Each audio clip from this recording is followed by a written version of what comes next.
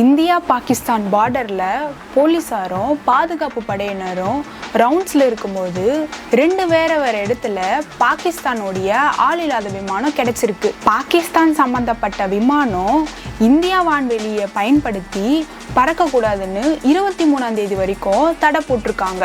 இதைய GNSS செயற்கைக்கோள் மூலியமாக துல்லியமாக கண்காணிக்க இருக்காங்க.